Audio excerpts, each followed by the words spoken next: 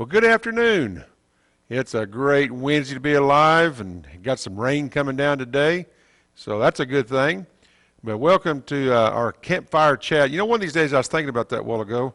One of these days, I'm going to actually do the campfire, but boy, we couldn't do it today. There's way too much water. But one of these days, I'm going to surprise you, and we're going to be doing this by a campfire somehow, some way. Anyway, Pastor Dwayne, Advent Christian Church, Bristow, America. I'm glad you're here, and I do this for our fellowship and trying to encourage our flock, and hopefully they are being encouraged. Anyone else that joins in, man, you're welcome. We're glad you join in, and hopefully we can be an encouragement to you as well. I want to kick it off today with a question that you're going to have to be careful with, and be careful how you answer it. But the question is what are you full of? Now, don't go stray on me. Let your mind roam. You may have to get into a mode of repentance for long. But I want to start with, what are you full of? You know, if I was to ask your friends, and vice versa, your friends or your relatives or spouse, children, what is so-and-so full of? What would they say? How would they describe you? In our text today, it comes out of Matthew 12. Jesus had healed a demon-possessed man. And as always, there was a crowd around. And when he did that, the crowd began asking the question. I can just see him talk. Is he the Messiah? Could this be the Messiah?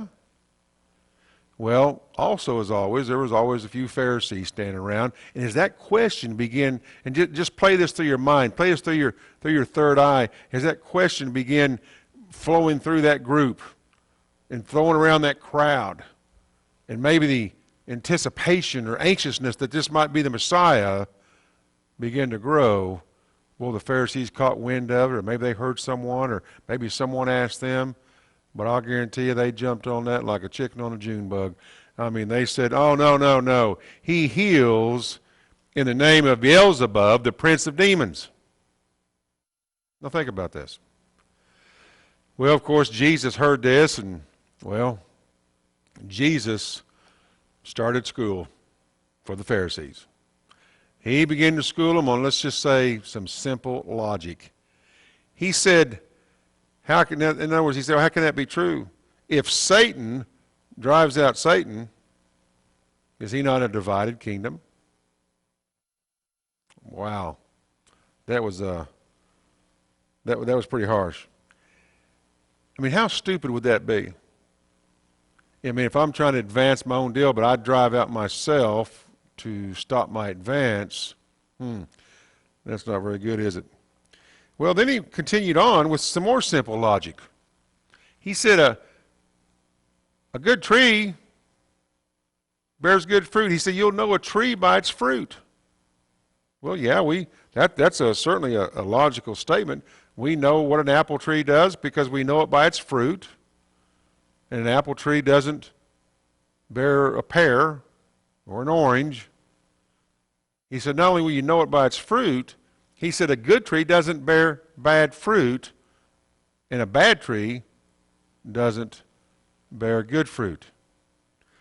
And then, wow, after he says that, the next thing out of his mouth, he says, you brood of vipers.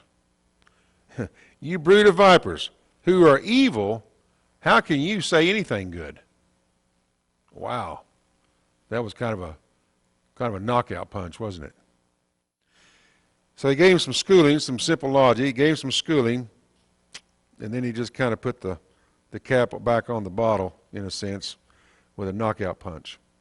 But then it's what he said just right after that is what I want to look at today, and the reason for my opening question. This is what he says in the same verse, if you're following. It's Matthew chapter 12, verse 34. He says, for out of the overflow of the heart, the mouth speaks. That's a powerful statement. That's a very powerful. For out of the overflow of the heart, the mouth speaks. Now, I don't know about you. I'll be the first one. I mean, we've all said some stupid stuff in life. We've all said some things we probably wish we wouldn't have said. And we've all not always produced good fruit as children of God. You know, we don't like to confess that, but I'm sure it's the truth. But I'll tell you what it is. The great thing about being a child of God is, number one, God's Spirit lives in us, okay? And we're always under construction, all right? So even when I make mistakes, well, that's part of the construction for me and for me to learn from my mistakes. Now, I can assure you I'm not the same person today that I was almost now, it will be this year, 40 years ago, that I gave my life and I trusted my heart to the Lord and began following Him. I am not that same person. But thank God, and my wife would certainly agree, thank God I'm still under construction and I haven't arrived, and neither is anyone else, but we're still under construction to bear that good fruit. Okay? So I guess the question now is what is our heart full of? And let me ask it this way.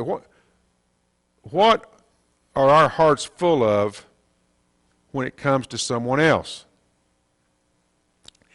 Anger or kindness? Well, I've had experiences on both sides, like I'm sure you have too. Sarcasm or complimentary? Forgiveness or bitterness? This overflow of the heart. What is it that overflows to someone else? Compassion or indifference? Patience or frustration? Encouragement or discouragement? You see, Jesus says out of the overflow of the heart, the mouth speaks. Let's apply that to God. When it comes to God, what is our heart full of? Is it full of how much I doubt Him or how much I trust Him? Complain to Him about everything or thanking Him for everything? What is my heart full of when it comes to God?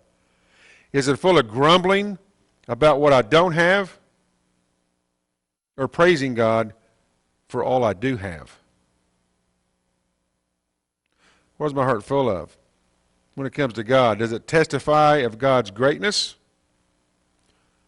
Or am I silent around others when it comes to God? You know, as God's children, we are to be filled with His Spirit each day and walk in His Spirit. And when we're full of His Spirit, we're going to bear good fruit. And so, when we don't allow the Spirit to have control, guess what we're going to bear then? And what I have borne when I didn't allow God to fill me with His Spirit and I didn't listen. So the key question today is